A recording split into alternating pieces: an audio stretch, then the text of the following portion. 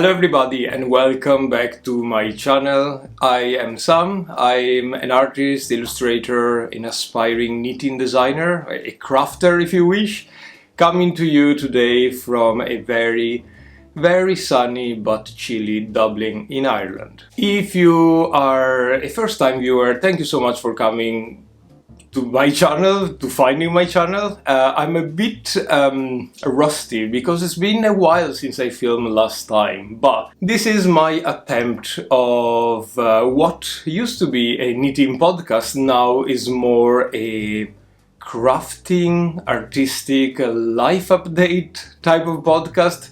I still like to call it knitting podcast because it makes me feel quite cozy.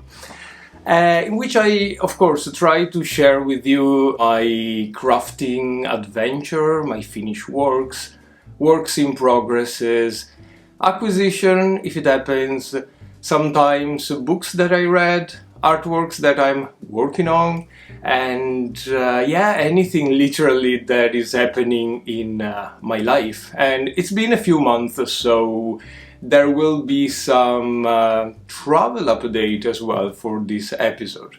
If you are a returning viewer, thank you so much for your support. All your messages have been so heartwarming. I felt really embraced by your big hug, asking me if I was okay, why I wasn't posting. Well, I have been traveling a lot. A little bit for work, a little bit for pleasure. All of that mixed together came into a massive amount of trips, low possibility of crafting or creating art. And so, me not filming for 2 months. But thank you so much for all your support. As well, thank you for your support on Ko-fi and for anybody that bought a knitting pattern, an artwork, a print. Really makes my life so much happier and fuller with your support. And of course, you make this channel able to exist as well, because technology is expensive. Anyway, let's start with the actual podcast. You can see the mess over here, or a little bit. I tried to crop my image so you don't see too much of the mess, but I have been doing a lot. So, first of all, as I promised you, this is the first knit that I wanted to share with you. It's been a finished work for the last month or so. I showed it to you on my last podcast as well. I promised, if I'm correct, to wear it for you and show how it fits. And so here it is. We still have some light. It's basically 7 o'clock in the evening, but I think the light is enough to show this beautiful burgundy yarn. It's crazy how beautiful this yarn is and how well this pullover fits. This, of course, is the Billy pullover by Sari Nordlund, knitted in I would say JC Rennie lambswool, super soft British yarn. It's one of these yarns that come in big cones of yarn, fingery way yarn that are drenched in spinning oil, blah blah blah blah. I talk about this so many times. JC Rennie was actually my first discovery, first love in terms of this type of yarn on the cone. Unfortunately, it comes from Britain, so after Brexit, it's very difficult to get it here in the European Union without having to pay a humongous amount of money in taxes and import and shipping.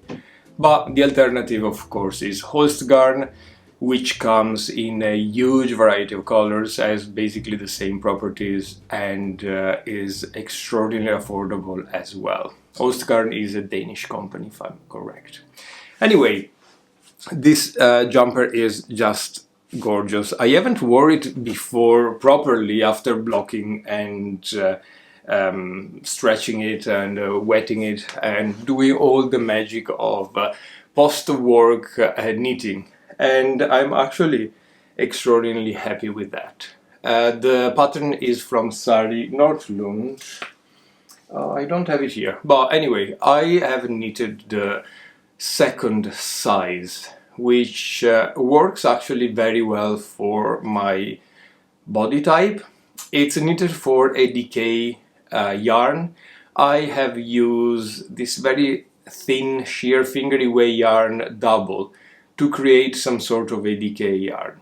Now, I haven't swatched, I haven't checked my gauge, nothing at all. I have knitted this pattern I think 3 or 4 times already, so I know exactly what size to make, how to add any of the modification that I may want to add, and so on and so forth. It works out perfectly every time. Why am I obsessed with this pattern?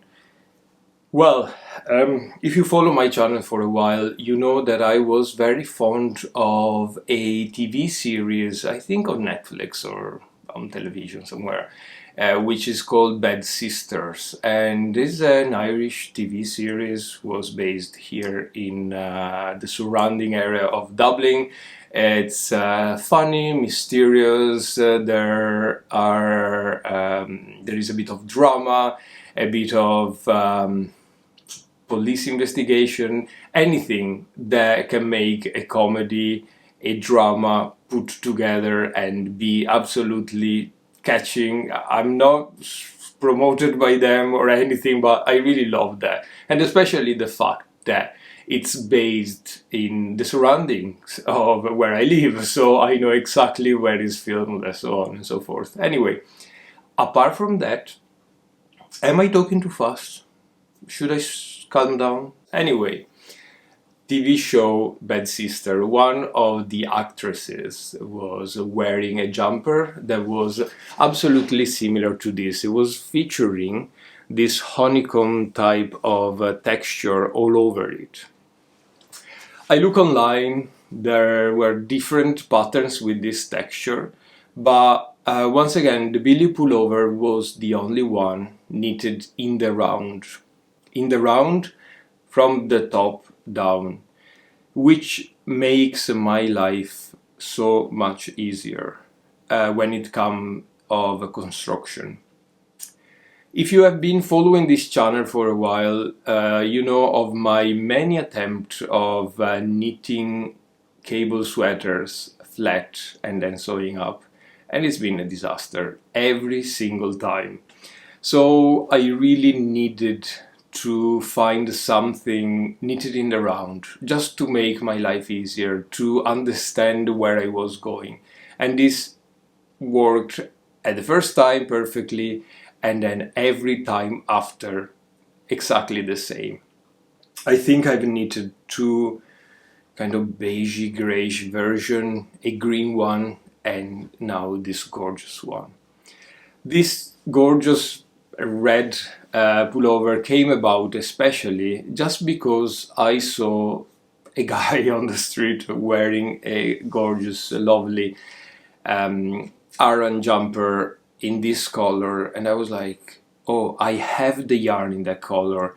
I think I can create something quite similar. I have already the pattern in mind, so match made in heaven. In terms of modification, 2 things jumps to mind. Now it's been a month since I finished this, so I may forget something, but one is the sleeves. If you see the original patterns, the sleeves don't taper down towards the cuff. So I did decrease a lot underneath my arm side to create the decrease that I kind of like for my jumpers. Still, the cuff is a bit loose. I might think of adding some stretchy thread on the inside afterwards. I don't know if that even comes to mind. And the second modification is the collar, which I made quite a bit narrower than the one indicated in the pattern, just by picking up less stitches around the collar, and it works fine. the pattern has a larger, wider collar shaped a bit like a funnel, which I don't think fits me as well as it could. And what else? Yeah, that's basically it. No other modification apart, of course, the length of the body and the sleeves. But that is it. I'm super happy and I can't wait to get into winter to wear this all the time. And I know that the yarn is now a bit scratchy, but I'm wearing just a t-shirt underneath. It's gonna be absolutely fantastic when it's colder weather and when it's washed a couple of times.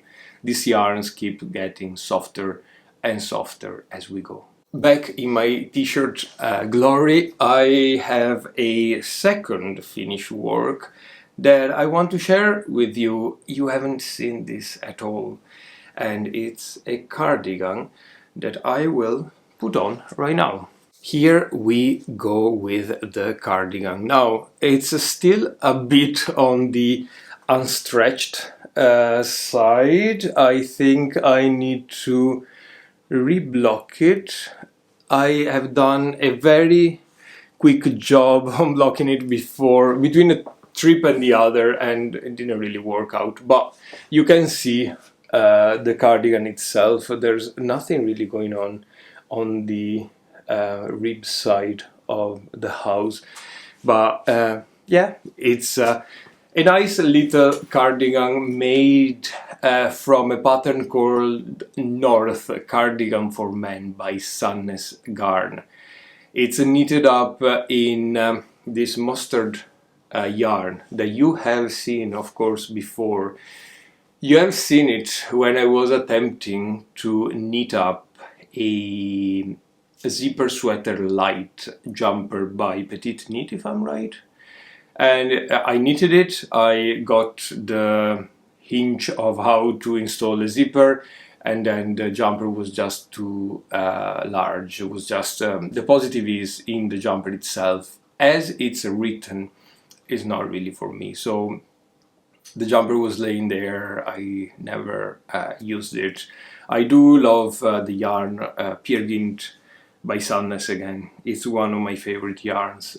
So yeah, I just unravel it and this is the result. Now, bottom wise, you can see we have 1, 2, 3, 4, 5, 6, 7 buttons, and I still am missing 3 buttons because I'm cheap and I just use these large buttons. I don't know if you can see them with the light, that I recovered from an old jacket that I had, that I threw away. It was just very old and I could recover all the buttons, and they are very large and chunky.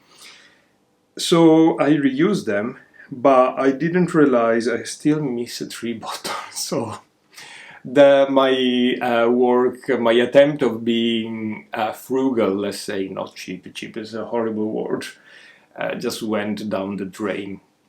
So yeah, I need to buy buttons, and I really like the idea of big chunky buttons, so I might actually look for some of this type of button. In terms of construction, is a bottom-up jumper knitted in the round with a tapered yoke, like a bell yoke, circular yoke, that's the word, in which you decrease some rate as the pattern suggests. At the end, you stick for the bottom band and then you attach the collar. Modifications that I made is, one, adding this line here just after the attachment of the sleeve. Because my gauge was a bit off, I realized, my row gauge. And the yoke, I was really afraid that the yoke would have been much, much smaller than my shoulders. So adding this row here is like 10 rounds plus another 20-25 rounds of the main color, and then starting the color work made it fit a little bit better. Now, if I look how it wears here, I probably would have needed a couple of more rows, but I think with a bit of stretching it will work fine. I didn't do any other modification apart from the inside here. You can see the raw edge when it's being sticked. Now, I've used a sewing machine, so nothing is gonna fall apart, but I'm afraid it's gonna annoy the actual hell out of me to have this raw edge showing.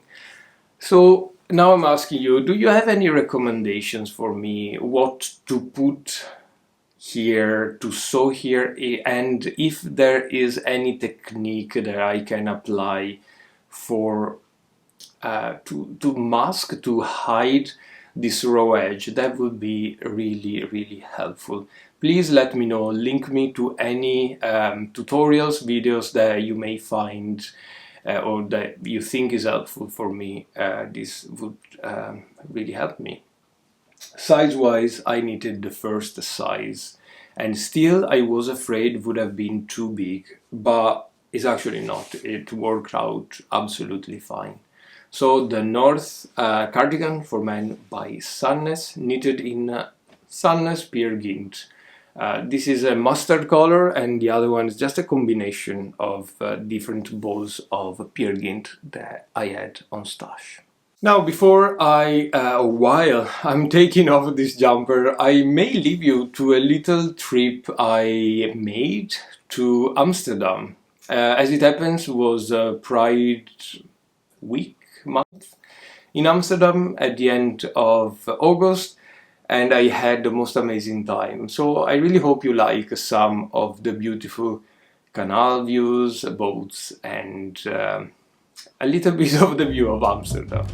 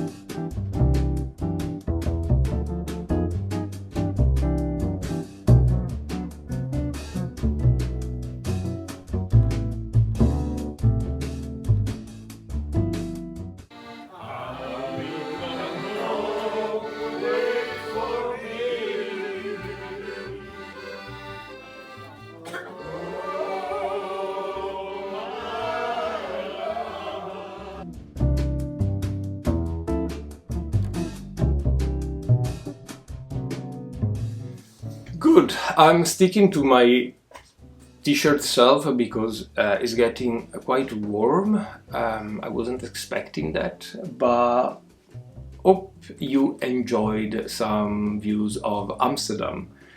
I'm going to show you what are my works in progress, or some of my works in progress that I am working on right now. The first one is this pattern here, is the sweater number 29 by My Favorite Things Knitwear.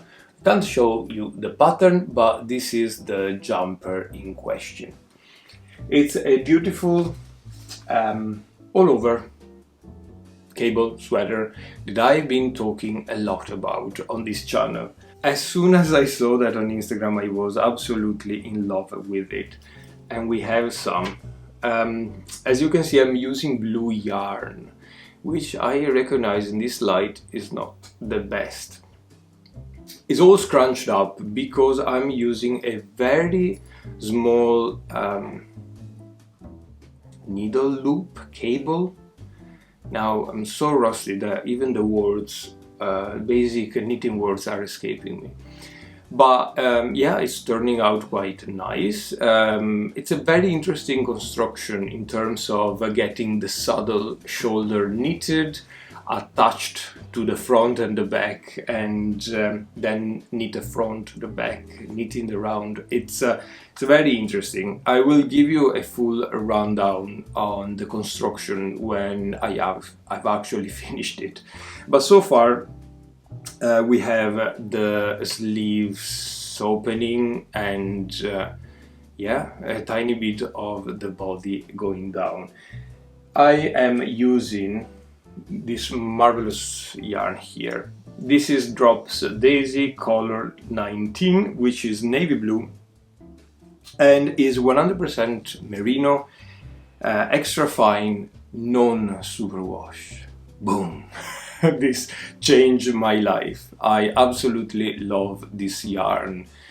I know some of you have said it doesn't really wear too well, it's quite peely, and I haven't had the chance to use it extensively yet, or enough to say, to experience that. So this jumper will be actually the way for me to see if it's actually too peely, if I like it, if I not like it.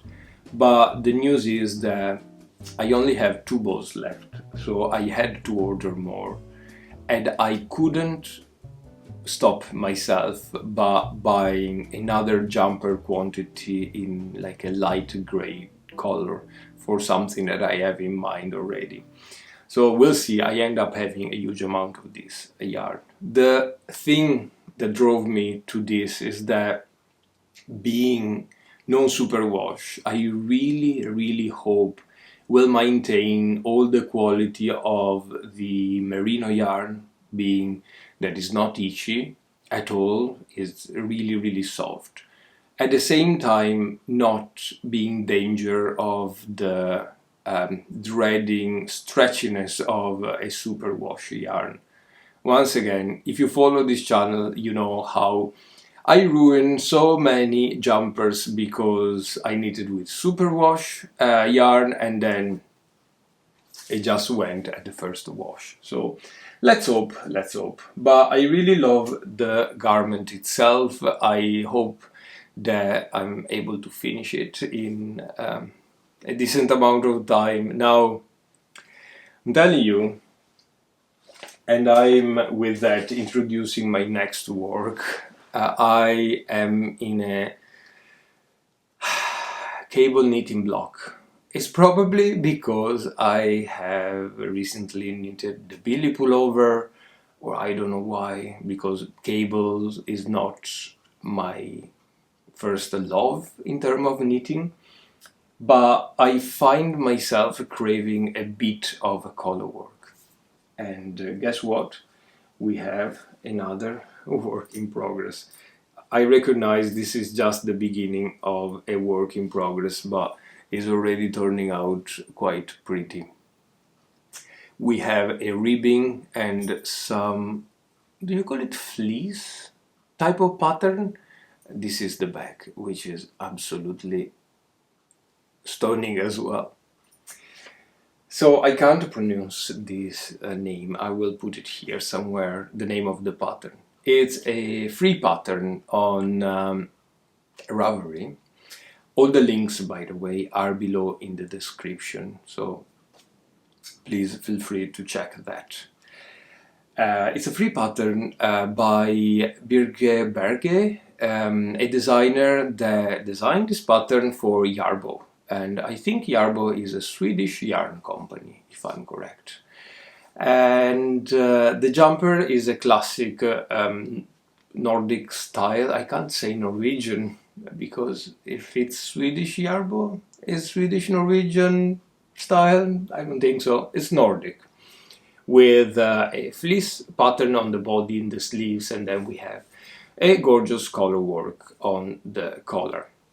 If I find a picture, I'll put it here. You can see the collar is very tall, like turtleneckish, which I will be modifying. I don't wear turtlenecks. And the rest of the thing is exactly what is in my range of knitting and exactly what I am craving now in terms of knitting. Yarn wise, I'm using what is one of my favorite yarns, which is this one. It's a Rauma garn from Norway again, and the colors are number 401, the white one, and 436, the black one. Is black and off-white. Nothing crazy about that. It's a sport weight yarn. You have here 175 meters in 50 grams, so it's quite nice. The jumper in the pattern picture is actually the other way around, so the main yarn is white, the contrasting color is black, but I do have 7 or 8 balls of black and just 4 white, so I was like, well, let's just change the things around. And being color work, I don't have any issue with the yarn, the main yarn being black, because there's always some counting that can be done without losing stitches and stuff like that.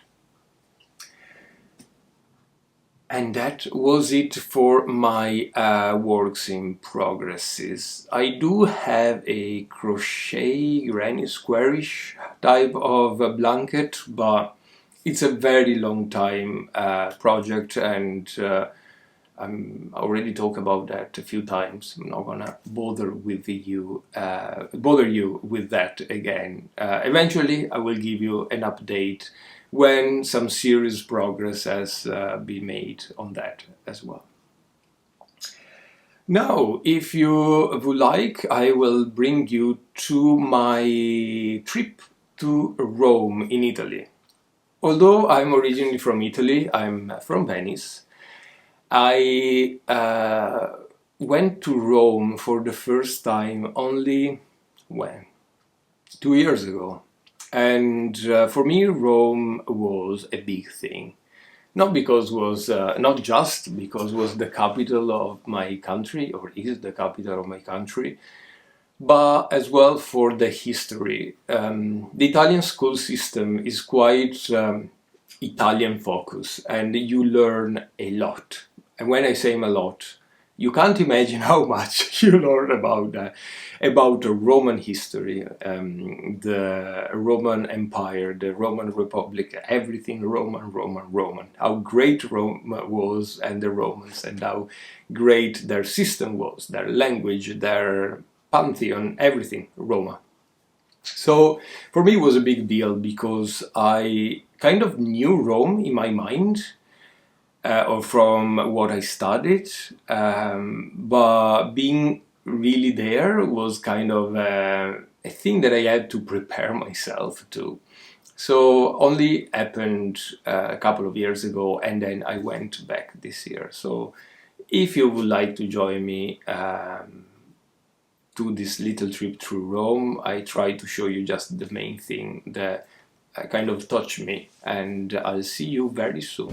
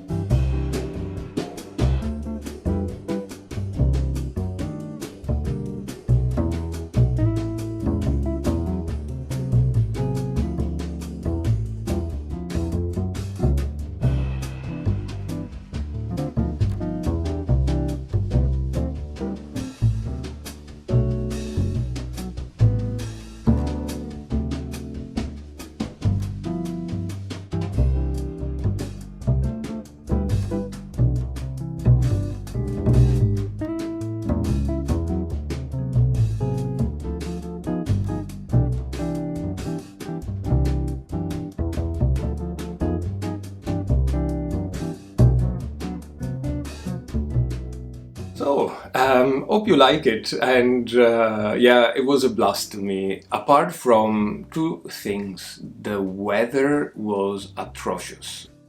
I'm sorry, the camera just stopped. I don't know why. Anyway, I was saying that two things I didn't like. The weather was really atrocious. It was very warm and sticky, and I never experienced something like that, to be honest. And then, well, the traffic.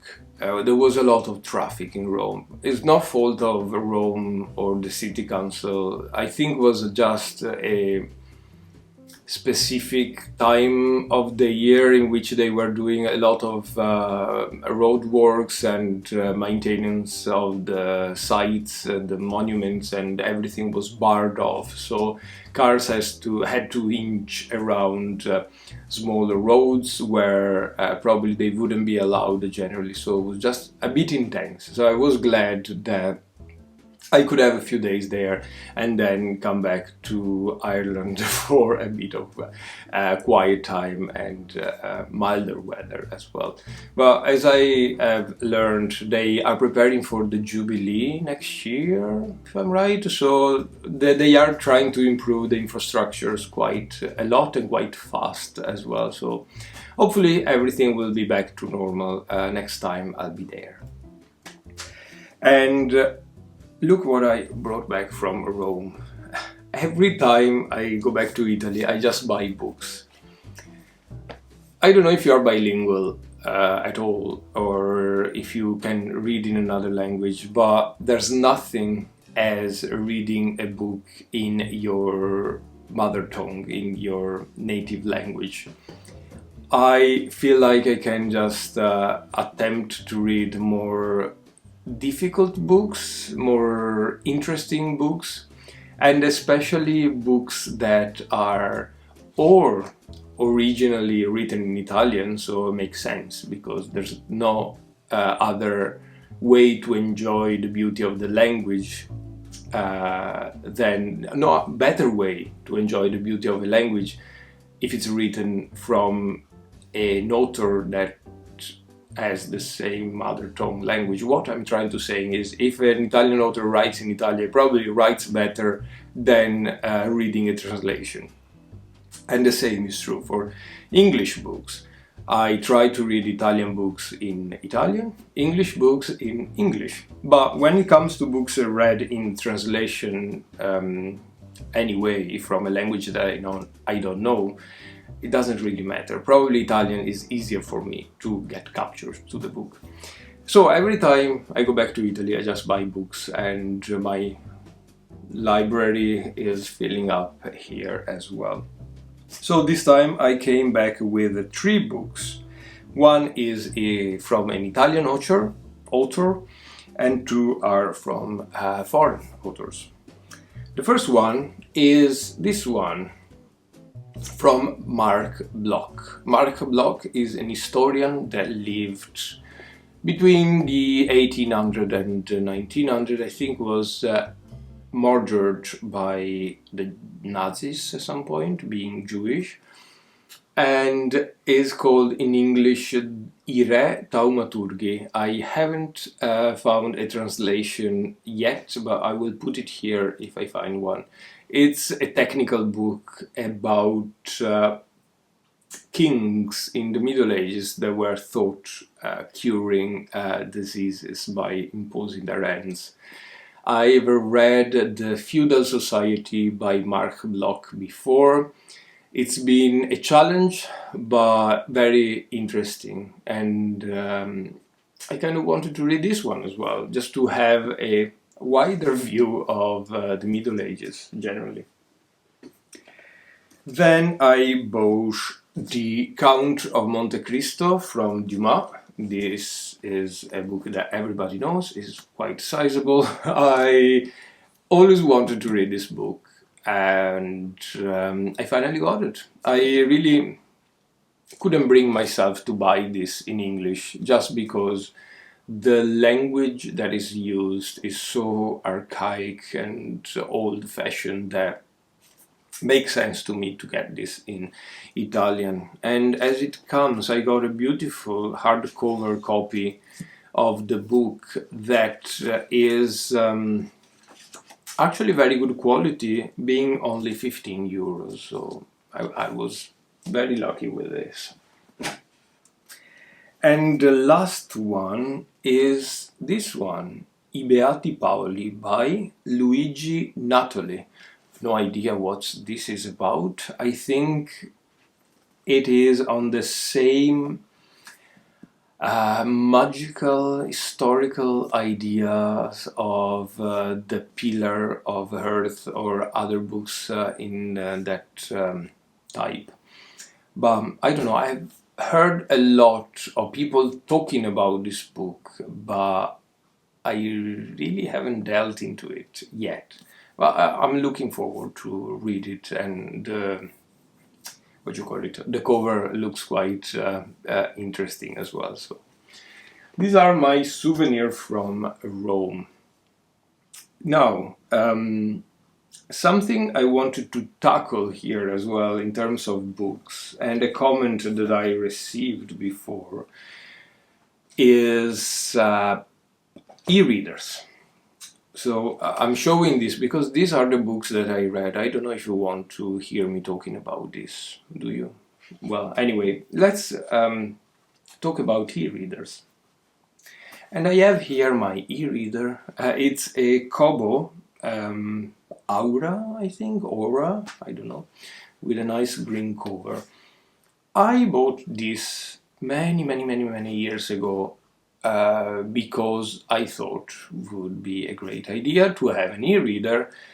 You can have actually a library into this, millions of books, and just read through.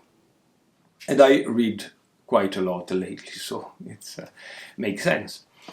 But I found myself looking at the e-reader and thinking, I don't know where am I at the page, which page at the book I am at, or I don't know how long I have to go, especially if the book is not nice. And then also, it's like looking into a device, looking into a phone. I know that books are devices themselves, and they are technology themselves. Like, this is technology. But I do enjoy the smell of the book, the tactic feeling. Tactic is not that. The touchy feeling of the book, the paper, the quality of the paper.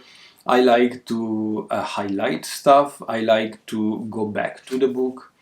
I even like seeing the spine of the book all broken up while I've been reading. I like seeing stains on the books if, I don't know, I drop a bit of coffee or whatever. It reminds me of the time where I was with the book, and so on and so forth.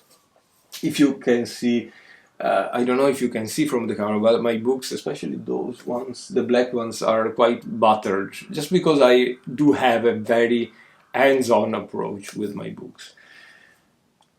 I actually took out this again. I update the software, charge it up, and download this book into this, just to give it another try.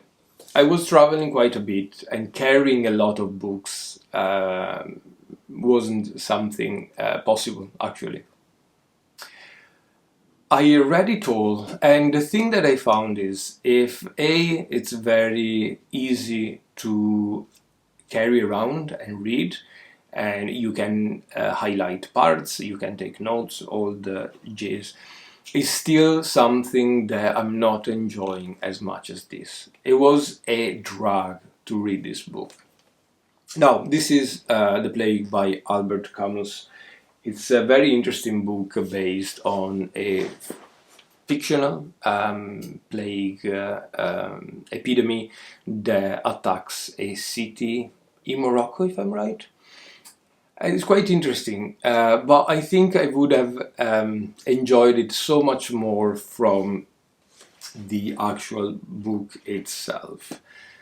It's just a personal feeling. I'm thinking of giving that away, but I don't know if it still can come handy at some point. Anyway, we kind of gently slid into books that I read.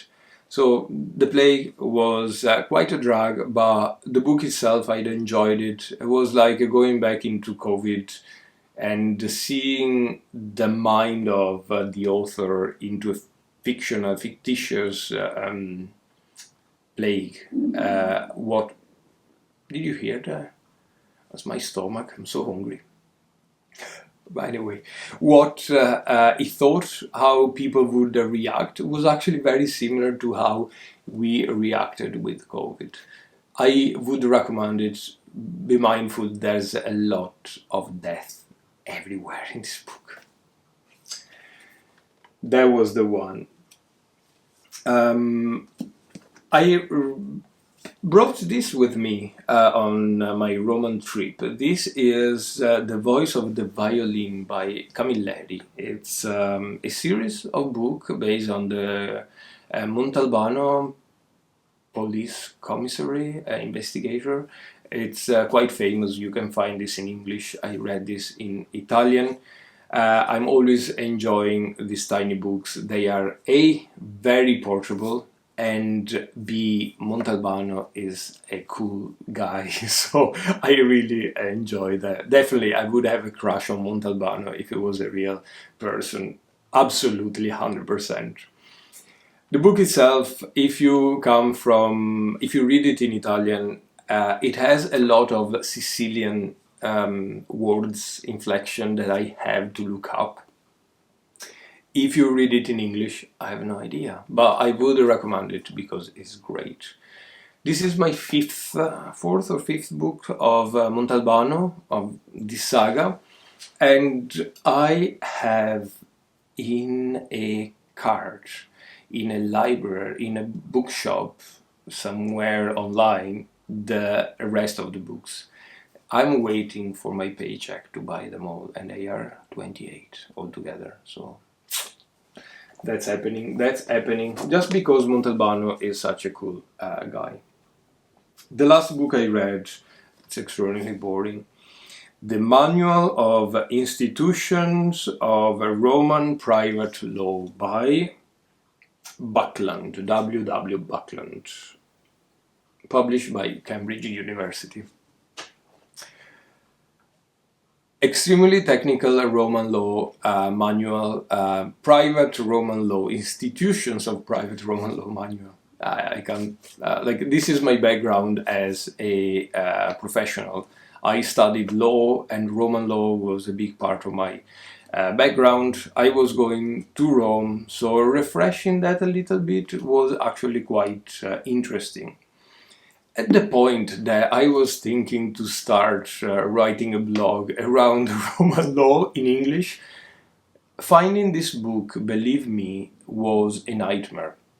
Apart from the fact that I think they overcharged me, there's no price here, but it cost me something like €90 easy.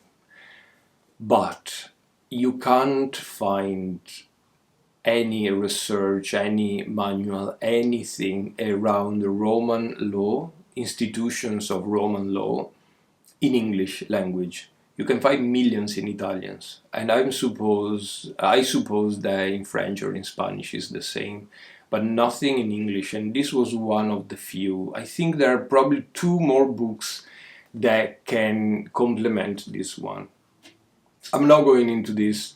It's a very technical book. If you are not into law, if you don't really know a lot about law, this is quite unreadable. But I just wanted to share because you may be interested. If you are interested in a down-to-ground blog on Roman law, let me know. I'll be delighted to show you the beautiful institution of Roman law in English. And this is what I'm reading. This is part of my souvenir book. I bought this in Rome and I read it through the holiday. I still have a few chapters to go. This is The Death Sauce by Gogol. It's weird. Don't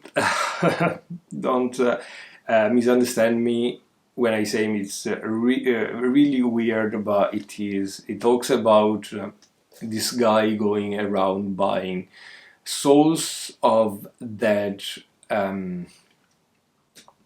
farmers and slaves. I'll give you a full synopsis or review of this book when I finish it.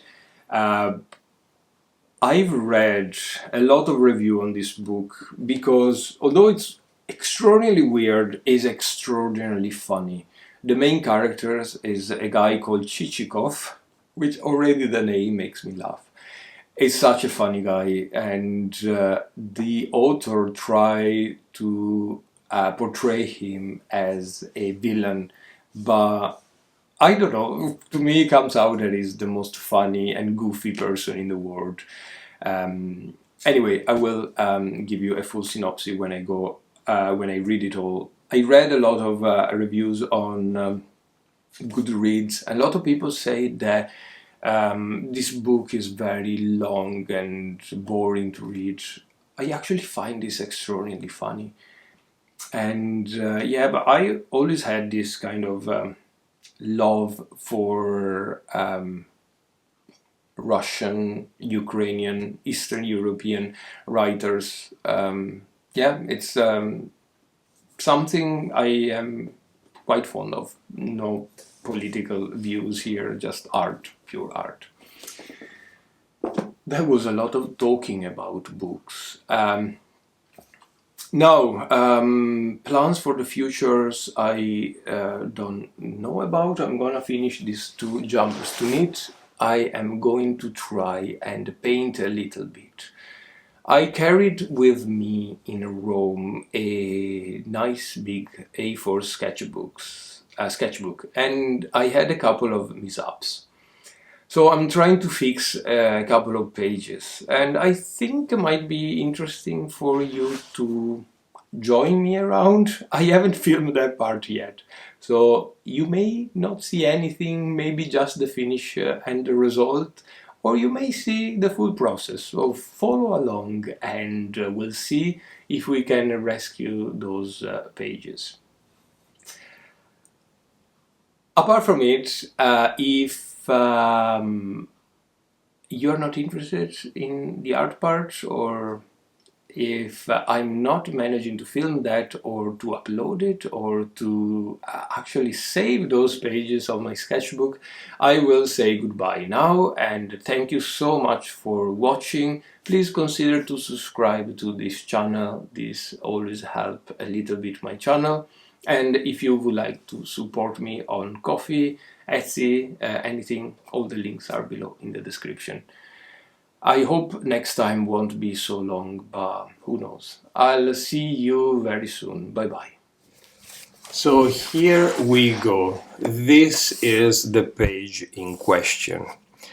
I want to rescue this. As you can see, underneath we have some sort of a portrait that I really didn't like. I made this on the go and it wasn't really working much. So the first thing that I did is layering a very thin layer of this acrylic gesso on the page. You can use, of course, a mix of 1 to 1 to 1, talc powder, water, and wood glue, or flour, bread flour, water, and wood glue. For timing reason, I already done that, so it's quite dry now, and this will allow your former paint, what's underneath, to stick to the page, and the new paint not to be able to lift up the old one, and as well to stick better on the page.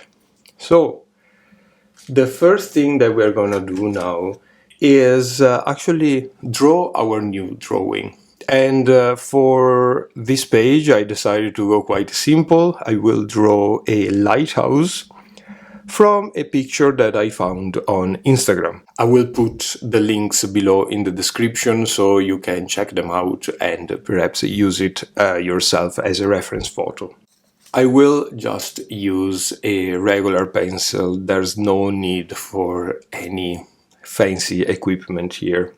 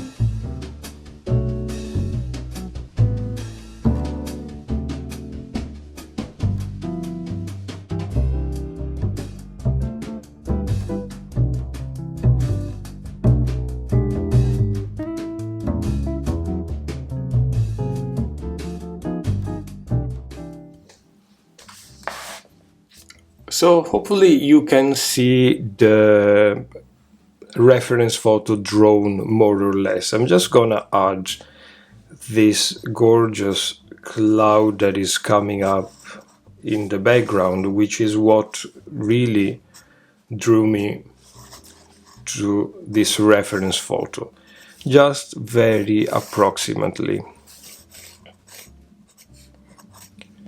And here we go. Now the next step will be using this thing here. What is this? This is gouache made by Himi, which is a Chinese brand, if I'm right. It's quite inexpensive. The quality, unfortunately, is not the best, but it's been very popular on the internet for quite a long time. Any gouache would work, or any acrylic paint, any covering type of paint. Watercolor wouldn't really work because it doesn't really stick well on the gesso. But if you use gouache paint, for example, pencil, or acrylic paint, once again, that will work well. As you can see, my palette is quite well used and is dry, but fear not, with just a little bit of water this will come together quite well again. I use a spray bottle just to reactivate the water at the beginning. And we are all set to paint. Now it's just a matter of covering the entire thing and enjoying the process.